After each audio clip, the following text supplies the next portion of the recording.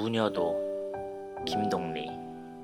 뒤에 물러누운 어둑어둑한 산, 앞으로 질펀이 흘러내리는 검은 강물, 산마루로 들판으로 검은 강물 위로 모두 쏟아져 내릴 듯한 파란 별들. 바야흐로 숨이 고비에 찬 이슥한 밤중이다. 강가 모래벌엔 큰 차이를 치고 차일 속엔 마을 여인들이 자욱이 앉아 무당의 시나이가락에 취해 있었다. 그녀들의 얼굴들은 분명히 슬픈 흥분과 새벽이 가까워 온 듯한 피곤에 젖어 있다. 무당은 바야흐로 청승에 자지러져 뼈도 살도 없는 홀령으로 화한 듯 가벼이 회잣자락을 날리며 돌아간다. 이것이 귀머거리 소녀가 그린 무녀도다. 이 그림의 내력에 대하여 화자는 다음과 같은 이야기를 들려준다. 경주읍에서 성 밖으로 시별이 나가서 여민촌 혹은 잡성촌이라 불리는 마을에 모화라는 무당이 살고 있었다. 찌그러져가는 묵은 기와집으로 지붕 위에는 기와버섯이 퍼렇게 뻗어올라 역한 흙냄새를 풍기고 있었다. 집 주위에는 앙상한 돌담이 군데군데 헐린 채 옛 성처럼 꼬불꼬불 에워싸고 이름도 모를 잡풀들이 사람의 키도 묻힐 만큼 거목해 엉켜 있었다.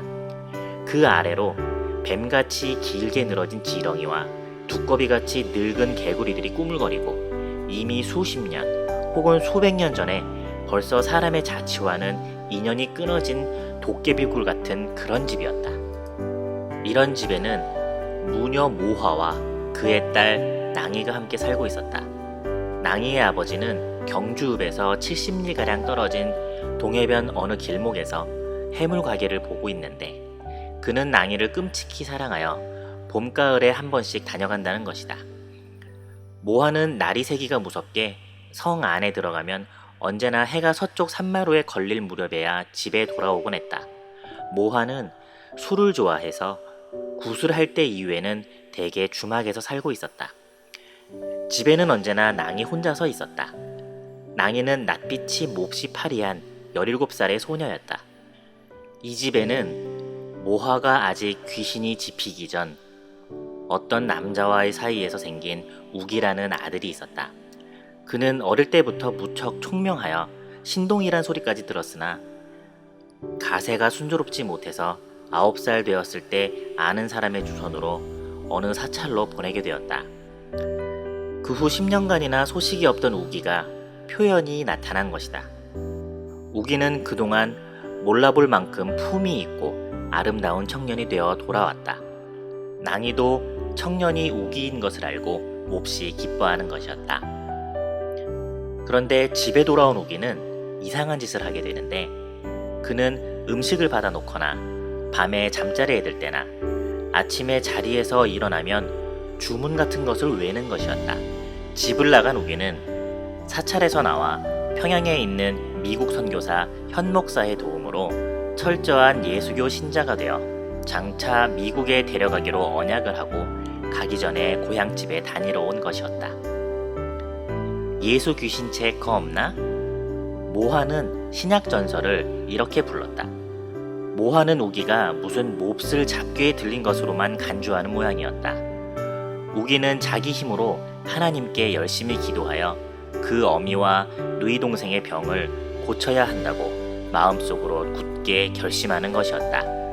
어느 날 밤 우기가 잠결에 문득 그의 품속에 언제나 품고 있는 성경책이 없어져 자리에서 일어나니 어디서 웅얼웅얼하는 귀신 같은 소리가 나기에 거의 무의식적으로 방에서 부엌으로 통하는 문틈으로 눈을 갖다 대었다.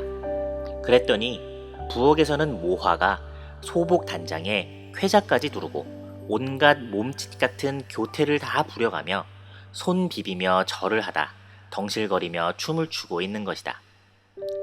붓두막 위에는 깨끗한 접시불이 켜져 있고 그 아래 차려진 소반 위에는 냉수 한 그릇과 흰소금 한 접시가 놓여 있었다. 그 곁에는 지금 막 그 마지막 불꽃이 나불거리는 파란 연기 한 오리가 오르는 신약전서의 두꺼운 표지는 이미 한 머리가 파리한 재가 되어가고 있었다. 모하는 무엇에 도전이나 하는 것처럼 입가에 야릇한 냉소까지 띄우며 소반에 얹힌 접시에 소금을 집어 이제 연기마저 사라진 새까만 재 위에 뿌렸다. 서역 신말리 예수귀신이 돌아간다. 당사내가 노자 얻고 관묘애가 신발 신고 두 귀에 방울 달고 방울 소리 발 맞추어 재 넘고 개 건너 잘도 간다. 모화의 음성은 마주 같은 향기를 풍기며 온 피부에 스며들었다. 우기는 자신도 모르게 방문을 뛰어나와 부엌문을 박차고 들어가 소반 위에 차려놓은 냉수 그릇을 집어들려 하였다. 그 순간 어느새 모하의 손에는 식칼이 번뜩이고 있었다. 모하는 우기의 면상을 겨누어 치려 하였고 순간 우기는 소반 위에 냉수 그릇을 들어 모하의 얼굴에 그릇에 끼얹어 버렸다.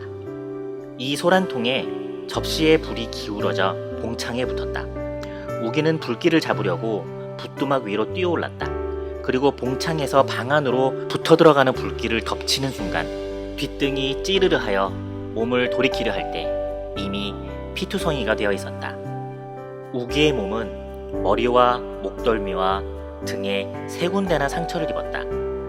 그러나 우기의 병은 상처만이 아니고 그 후부터 날이 갈수록 갈비뼈가 앙상이 드러나고 두 눈자 위가 패어들기 시작했다. 모하는 우기의 간호를 극진히 하였으나 병은 낫지 않았다. 이럴 즈음에 마을에 조그만 교회당이 서고 전도사가 들어왔다. 그리고 마을마다 전도대를 보내었다. 이리하여 하나님 아버지의 외아들 예수 그리스도가 온갖 석이 들린 사람, 문둥병 든 사람, 앉은뱅이, 귀머거리를 고친 이야기와 십자가에 못 박혀 죽은 지 사흘 만에 다시 살아나 승천했다는 이야기가 쏟아져 나왔다. 이럴 때 모하는 그까짓 잡귀신들 라고 했다. 그러나 그들의 비방과 저주는 뼛골에 사무치는 듯 하였다.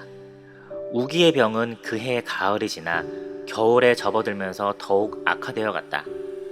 때때로 우기는 낭이에게 나 성경 한 권 가졌으면 하는 것이었다. 이듬해 봄, 그가 세상을 떠나기 사흘 전에 현 목사가 찾아온다. 목사님, 목사님, 우기는 이렇게 두 번 부르고 스르르 눈을 감았다. 모하는 그 후 아주 실신한 사람이 되어 날마다 푸념으로 꽹과리를 울렸다. 우리 아들은 예수 귀신이 잡아갔소 하고 한숨을 내쉬곤 했다. 이럴 즈음에 모하의 마지막 굿이 열린다는 소문이 났다. 또 이번 굿으로 낭이의 입을 열게 한다는 소문도 났다. 굿이 열리는 백사장에는 수많은 사람들이 모였다. 모하의 굿은 시작되었다. 그는 피리, 해금에 맞추어 춤을 추는데 그의 쾌잣자락은 그의 숨결을 따라 나부끼는 듯 했다. 밤중이나 되어서 혼백이 건져지지 않는다는 것이었다. 모하는 넉대를 따라 점점 깊은 물속으로 들어갔다. 옷이 물에 젖어 한 자락 물을 떠서 나부꼈다. 검은 물이 그녀의 허리를 잠그고 가슴을 잠그고 그녀의 목소리는 차차 멀어지고 처음엔 쾌잣자락이 보이더니 그것마저 잠겨버리고 넉대만 물 위에 빙빙 돌다가 흘러내렸다.